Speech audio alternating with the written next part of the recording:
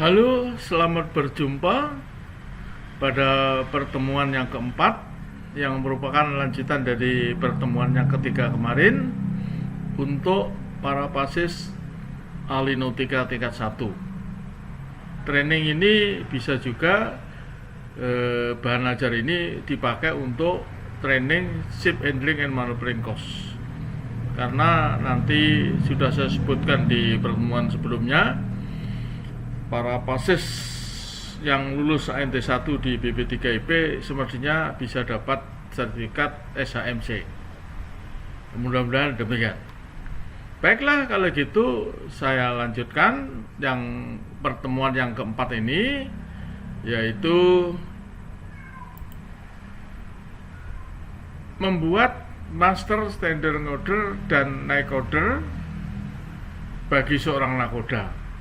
Perlu diingatkan kepada para pasis ANT1 maupun ANT2, setelah lulus dari pendidikan dari BP3IP tentunya sangat mungkin akan dipromosikan sebagai nakoda. Oleh karena itu, seorang nakoda tidak luput pasti harus bisa membuat master standing order, atau yang untuk tiap malamnya harus membuat night order.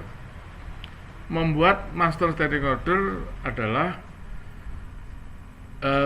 tidak semua orang lancar menulis sama dengan menulis. Oleh karena ini, di dalam pertemuan yang keempat ini saya sampaikan bahwa para pasis harus memperhatikan mengenai bagaimana membuat master standing order. Jadi tujuan master standing order ini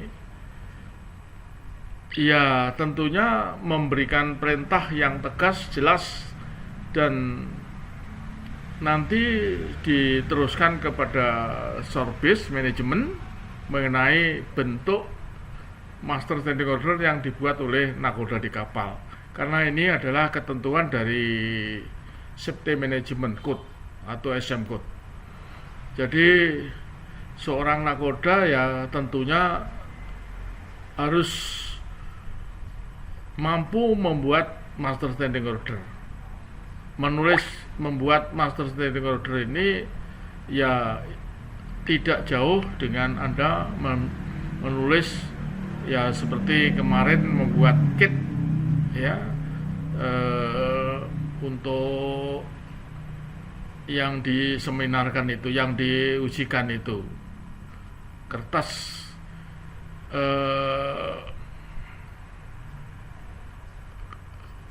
kit yang biasa dibuat oleh para pasis ANT1. Jadi tentunya membuat master standing order itu ya tidak jauh daripada kit itu. Jangan sampai dipromosikan sebagai nakoda, master standing ordernya masih memakai master standing order nakoda yang lama. Ya tentunya paling tidak ya harus ada perbaikan daripada nakoda yang sebelumnya. Mungkin perbaikannya akan lebih lengkap, kira-kira gitu. Isi daripada master standing order itu adalah instruksi atau perintah nakoda kepada para perwira, ya tentunya harus memberikan redaksi yang jelas, yang mudah dipahami oleh setiap officer yang ada di kapal. Jadi untuk itu jangan sampai menimbulkan banyak penafsiran isi daripada master standing order. Baiklah, untuk itu ini adalah yang sudah saya buat dalam bahasa Indonesia, bagaimana membuat master standing order. Isinya yaitu mengenai tugas, perintah tugas jaga, mengenai keselamatan, mengenai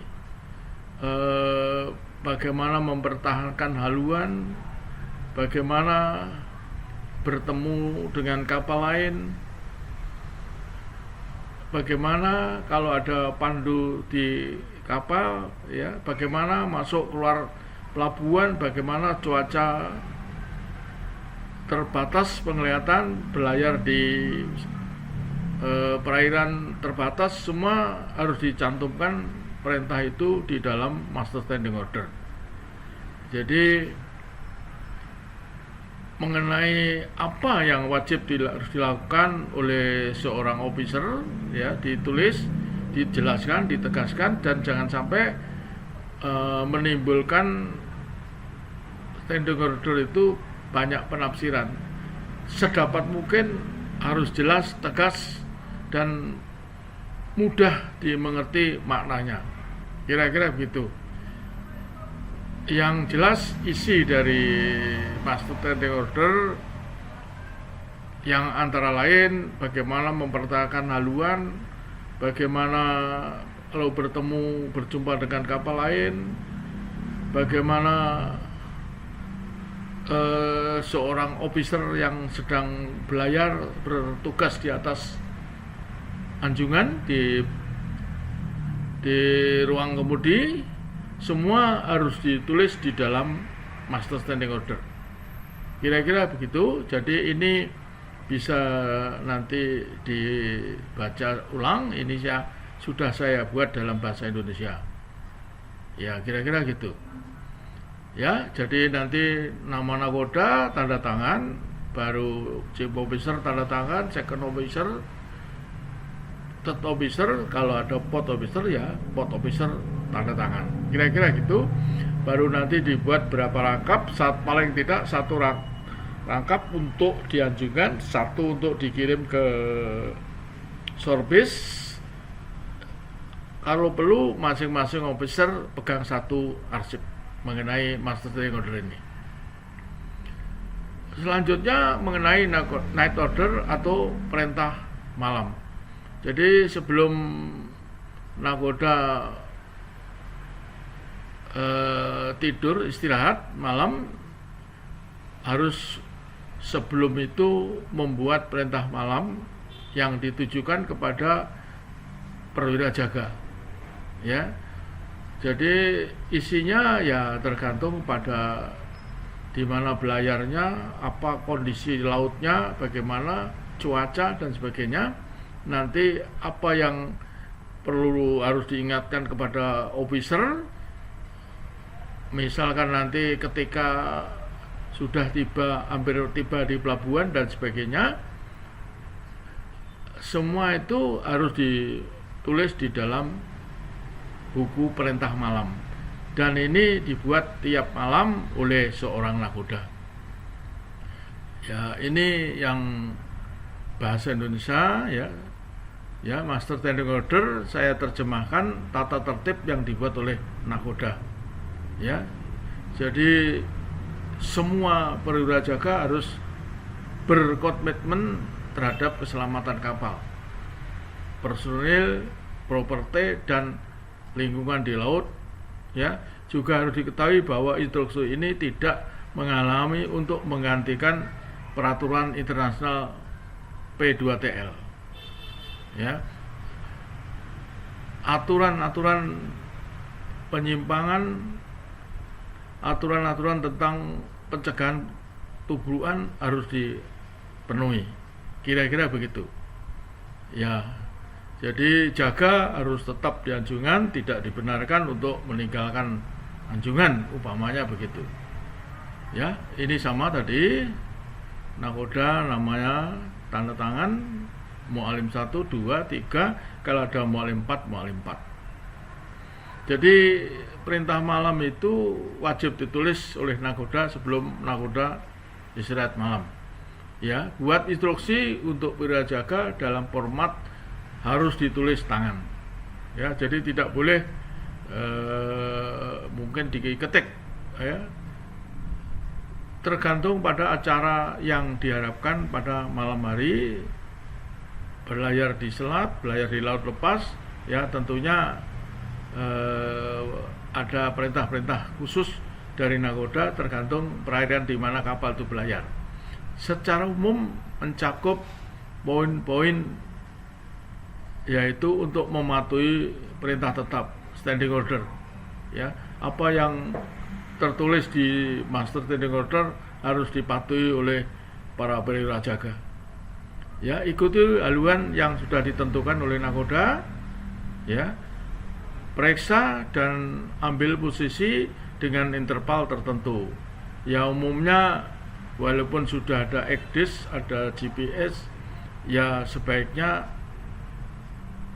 jangan tidak ngambil posisi dengan baringan-baringan konvensional, ya, baik pakai radar maupun baringan mata, kira-kira gitu. Ya, jaga dengan baik dan patuhi P2TL. Memanggil nakoda pada posisi yang ditulis oleh nakoda, misalnya ketika kapal mau tiba di pelabuhan, ya berapa menit atau berapa jam sebelum tiba nakoda harus dibangunkan. Berikutnya jam jaga anti pembajakan kalau mungkin kapal itu belayar di daerah-daerah yang banyak pembajakan, seperti kalau dulu Selat Malaka tentunya. Ya, persiapan masuk Satun Pandu, kalau memang mau ada pandu masuk perairan yang harus dipandu, ya, informasi kira-kira tiba, ya, disampaikan, maju pelan 1 jam atau setengah jam sebelum posisi pelayaran berakhir. Ya, panggil nakoda di posisi, biasanya oleh nakoda juga ditulis di peta ini. Ya, kalau memang akan dipandu, akan ada pandu yang akan naik, ya tentunya perintahkan kepada anak buah untuk menyiapkan tangga pandu yang baik dengan sebaik-baiknya. Siaga anak buah kapal, tepat waktu, jaga jangan terlambat, paling tidak 1/4 jam sebelum masuk jaga, petugas jaga, officer maupun anak buah sudah di tempat jaga, misalkan di anjungan. Ya, periksa posisi kapal sesering mungkin jika sedang berlabuh. Jangan sampai kapal larat atau mungkin ada kapal yang sekitarnya, ya. Kalau memang larat dan akan menyenggol kapal lain, ya tentunya harus dilaporkan kepada nakoda untuk mungkin harus pindah berlabuh. Ya, ini yang harus ditulis di dalam perintah malam nakoda.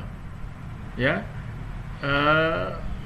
ini biasa ditulis ragu-ragu panggil nakoda, any job call master, tapi sebaiknya harus ditulis panggillah nakoda sesuai Bridge Procedure Guide.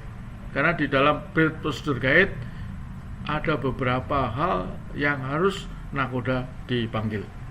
Ya, kalau ragu-ragu tuh ya bisa saja orang tidak ragu-ragu, tapi kapal dalam keadaan bahaya. Ini pernah terjadi suatu kasus yang demikian. Semakin banyak Anda melihat atau memperhatikan contoh-contoh master standing order ataupun naik order dari nakoda Anda, mungkin itu akan menambah kemampuan Anda dalam membuat perintah malam maupun master standing order. Jadi semakin Anda sering melihat contoh-contoh dari nakoda lain, tentunya Anda akan mengambil hal-hal yang baiknya, ya, dan tinggalkan yang menurut Anda kurang baik. Dengan demikian Anda akan membuat master standing order dan night order akan mendekati sempurna. Kira-kira demikian. Selanjutnya saya akan menunjukkan officer matrix. Officer matrix ini sebenarnya sudah saya sampaikan di ANT 2, yaitu suatu tabel atau daftar kru kapal yang harus bertugas jaga ketika belayar. Bisa saja belayar waktu masuk keluar suatu pelabuhan dalam kondisi cuaca, segala cuaca. Maka siapa yang harus bertugas jaga? Pertama, nakoda.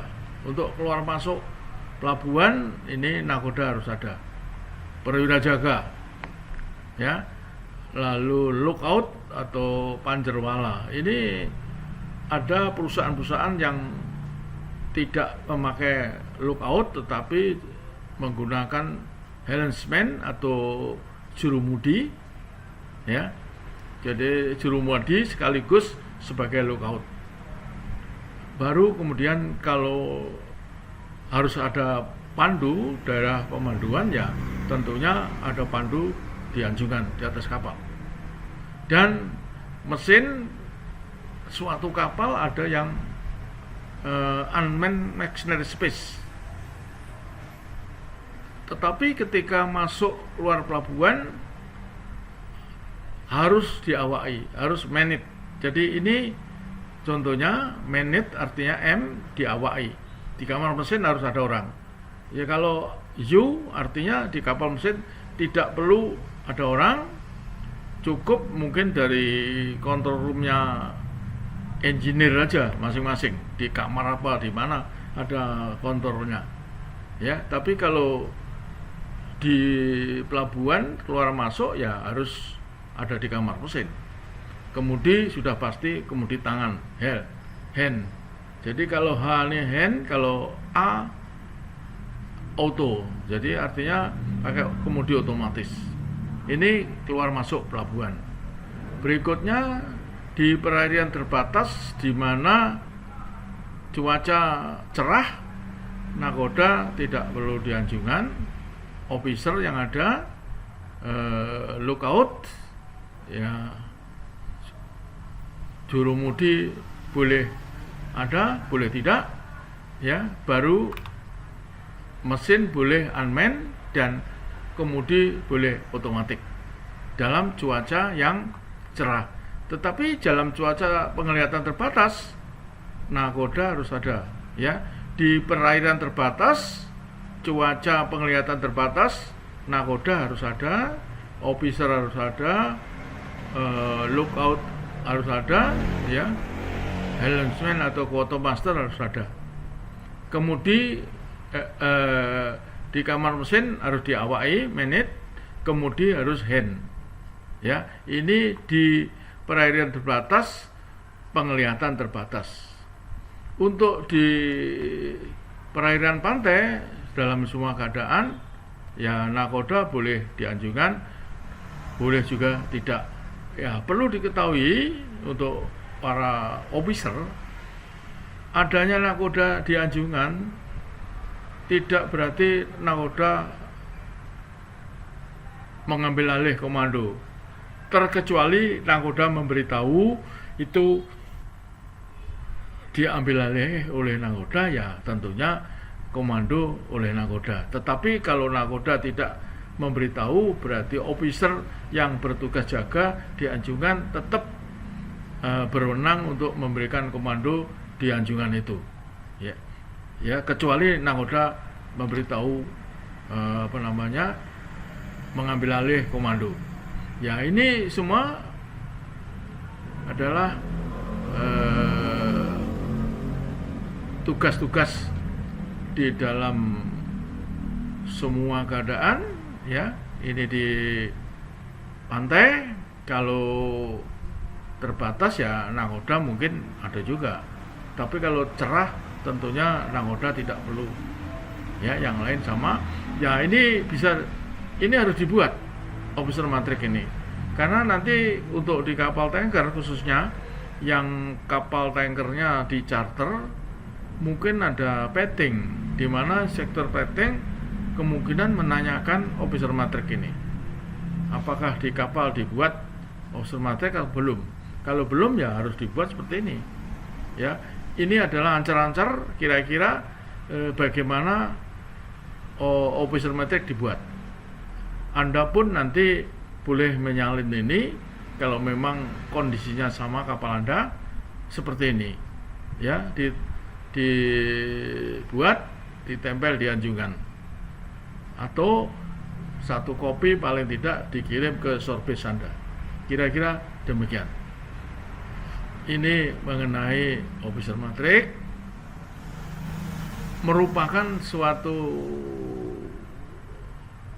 ulangan ini sebenarnya. Di ANT 2 saya sudah sampaikan ya. Jadi ini materi officer matric ini, kalau kemungkinan Anda lupa waktu di ANT 2, maka ini saya ulangi untuk di ANT 1 dengan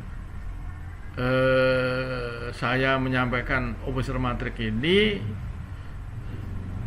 merupakan akhir dari bahan pelajaran saya untuk olah gerak kapal bagi para pases ANT 1. Oleh karena itu pertemuan ini saya akhiri ya. Terima kasih atas perhatiannya. Mudah-mudahan ada manfaatnya nanti setelah Anda bertugas di kapal, baik sebagai officer maupun sebagai nakoda. Kira-kira demikian. Perlu saya ulangi, sebaiknya kalau nanti Anda menulis night order, ya jangan ditulis ragu-ragu panggil nakoda ya, karena memanggil nakoda itu sudah wajib, sudah ada di dalam Bridge Procedure Guide. Ini aja yang sangat penting bagi saya. Sekian, terima kasih, mudah-mudahan bermanfaat.